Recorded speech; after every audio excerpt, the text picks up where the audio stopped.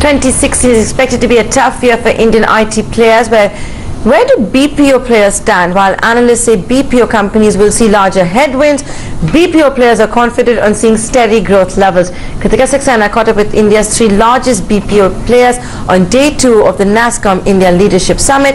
This is what they make of 2016. Well, the fear of volatility and the wave of caution continued on day 2 of NASSCOM. But while IT players will find the going tough, the going may be tougher for BPO players. We try to understand exactly what are the challenges ahead. For now, BPO players seem confident. I'm fairly confident from an Aegis perspective that we will achieve the growth. As far as the volatility that you say, I won't use the word volatility. I'll say the market is undergoing a shift into digital platforms, a shift into automation, and I think a lot of BPOs have caught that fast. Our guidance at this point in time is also pointing towards closer to 11% in terms of constant currency organic growth, and we feel very good about how we are positioned there as well as our profitability. We are seeing a lot of opportunity.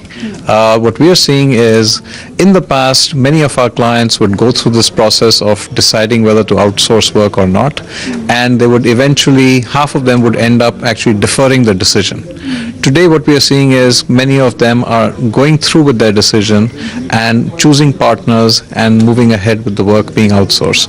It's not just pure play BPO players, even IT players that have a significant BPO presence are now scaling up their digital BPO business to be able to claw into the disruptive spending.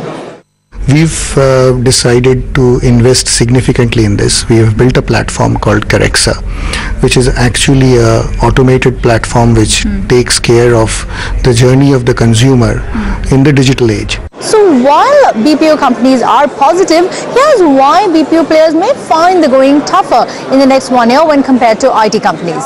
I think the BPO is, compared to the IT industry, the BPOs have to work harder, and I'll tell you why, because of two reasons.